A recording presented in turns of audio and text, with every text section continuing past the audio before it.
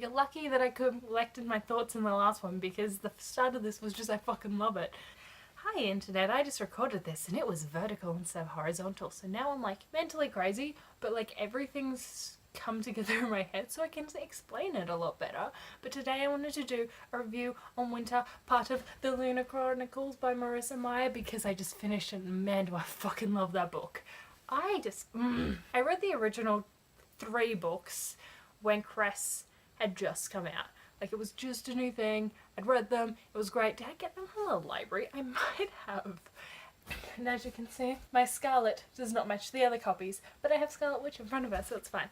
And I don't own Winter, so I had to listen to the audiobook and read the ebook version, which I had already bought the audiobook from, and I really enjoyed the narration in the audiobook. Like, I didn't know if I'd get it, but like, I really enjoyed it. So let's get on to the quick summary of this series. Summarizing an entire series is really fucking hard. Okay, so it's fairy tale retellings, right? Cinderella, Red Riding Hood, Rapunzel, Snow White, except with like space trouble and cyborgs and androids and I guess aliens, because there are people who live on the moon that are mutated, have gifts, and just like intergalactic fun and battles and like romance and like other things. I mean, it's not really like heavy on the romance, but like, come on, fairy tale retellings, you need your princes that don't all necessarily have to be princes, and no one has to necessarily be a princess. Anyway, that's beside the point. But yeah, even if like you're not big into sci-fi, or big into like space travel, or big into aliens and androids and fantasy and whatever, I still think it'd be a really good book to pick up, because it's one of those like introductory stuffs.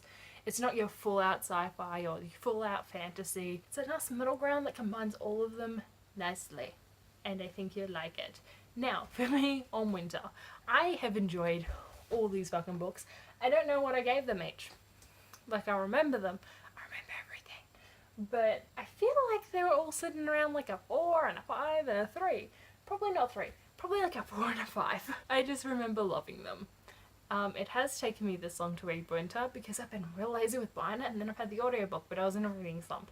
So I decided to pick it up now. Why not start off this financial year with a really good book that is 24 hours long on the audiobook when you don't own a physical copy, and then you buy the ebook only today because you wanted to read it at work and you're a bit crazy. This book, like, it was hard for me to put down, and then when it came to reading it, there were a fair few panic attacks that started to happen while I was reading it, because I was so worried and so invested in the characters in this world, in this book, that it just seemed so real to me, or the characters seemed so three-dimensional, where things would happen and like I'd instantly know what they would do or what the aftermath of this event will be to that character specifically.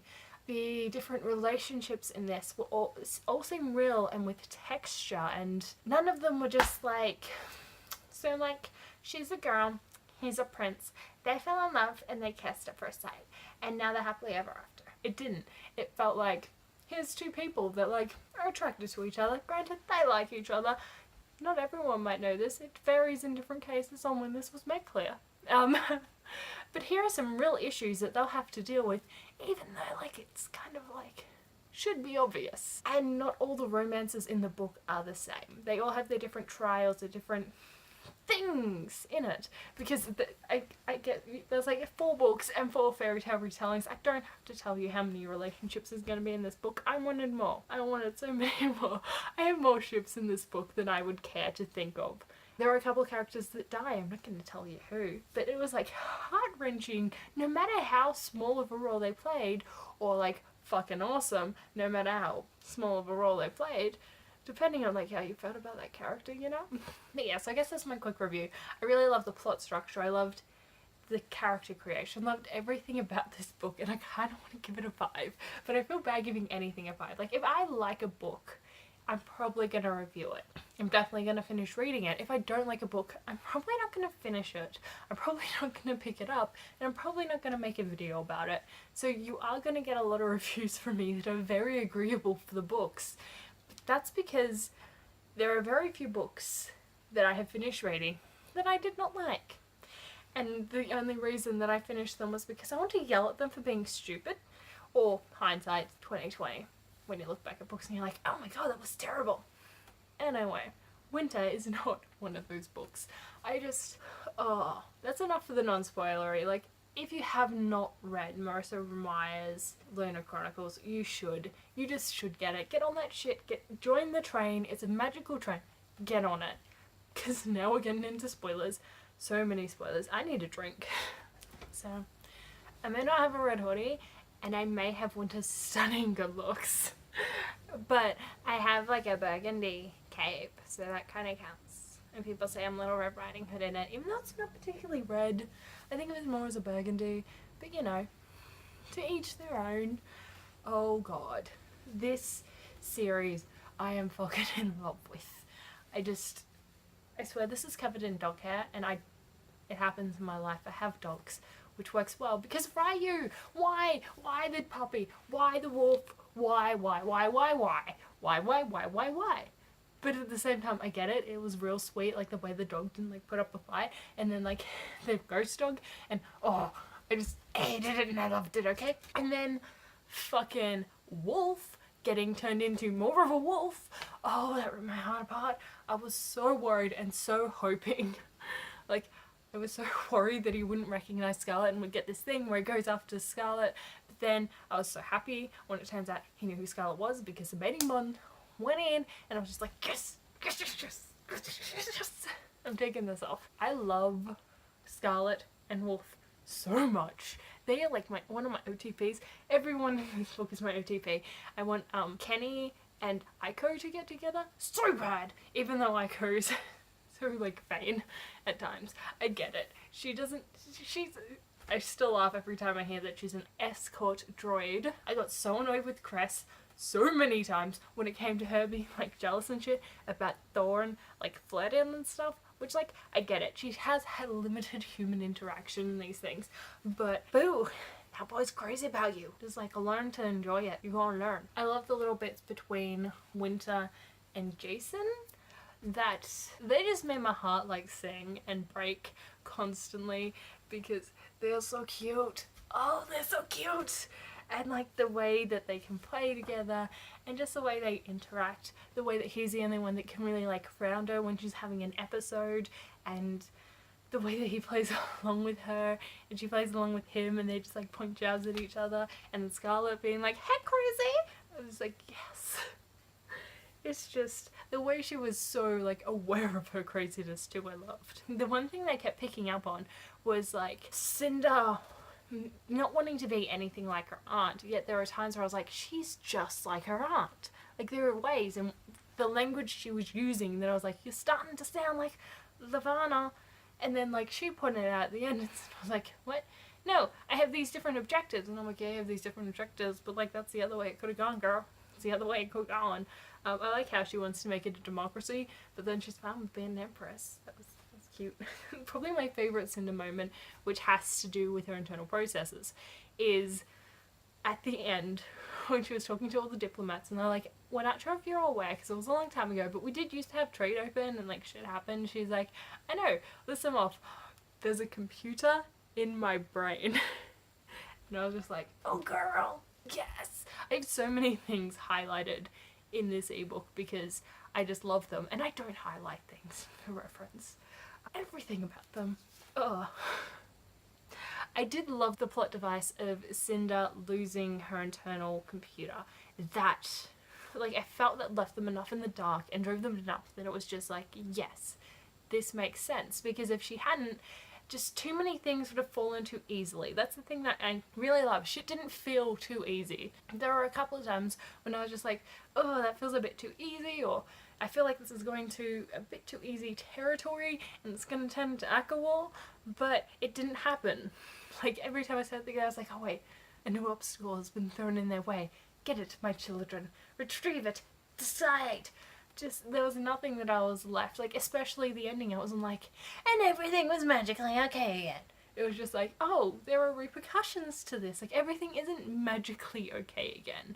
I like how it was like a slow progression of letting you see everything from different people's perspectives and different reunions, especially with all the girls. They were like my favourite girls, my favourites. There's just, I felt the relationships were well rounded as well. Like they were all different takes on relationships and all different issues that they had, and oh, they broke my heart sometimes. Like, I couldn't, because I didn't have the physical copy, pick up my book while I was having a panic attack and be like, okay, is he still alive? Is Captain still alive? What's happening? It was just like, yeah. I like the way you were made to feel like part of this little crew with getting their little tidbits and things, and like Captain is King and wire cutters and stuff like that. It was just, it was one of those books that made paying attention to the little things so rewarding, which is something that I love. Every time like I pay attention to the little things and you get that little payoff and you're just like, yes, I love that. It's just like, I was so heartbroken when Wolf's mum died. That just like ripped me up inside, and then I felt like playing Evanescence, like, wake me up inside, can't wake up, wake me up inside.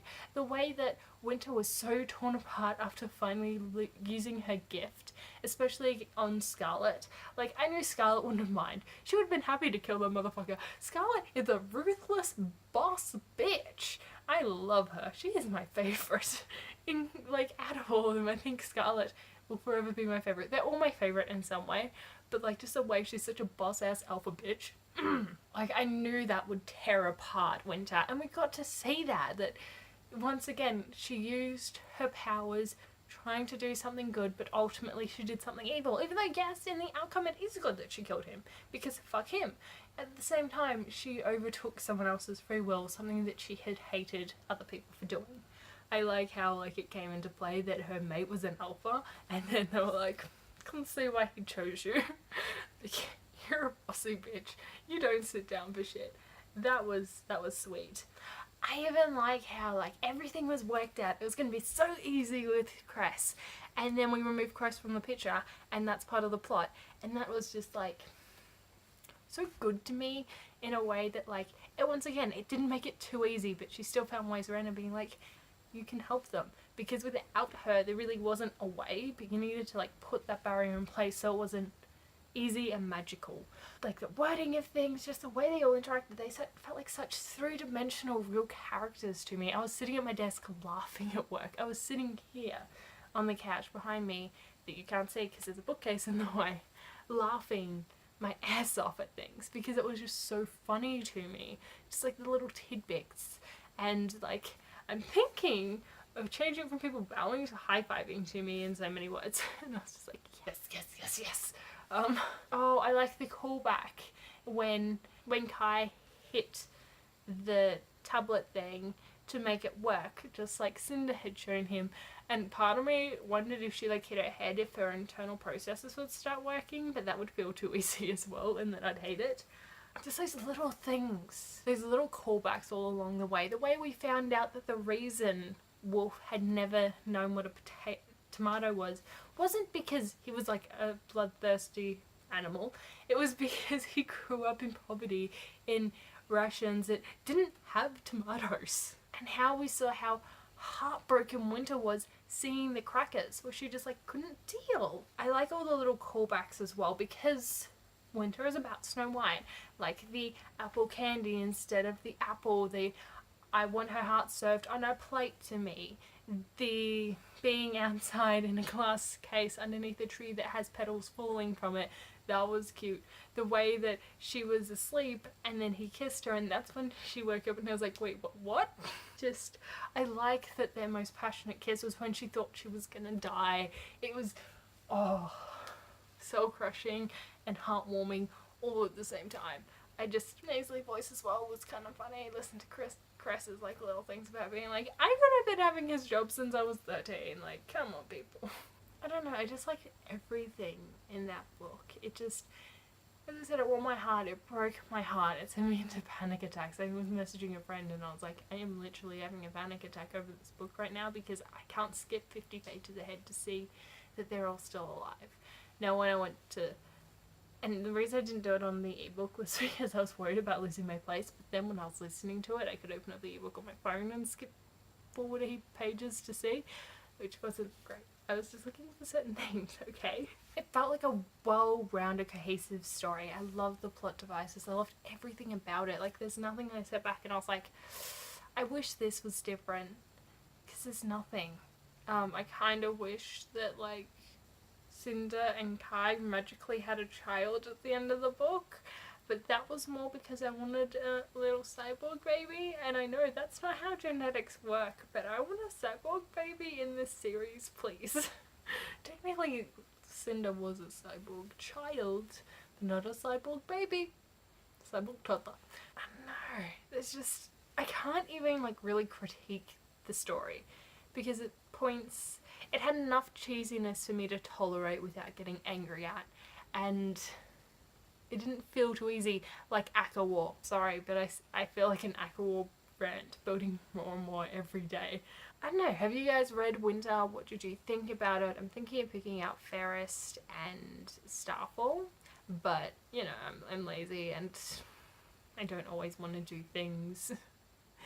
I hope you guys are having a lovely week. I'll talk to you next time and let me know what you thought.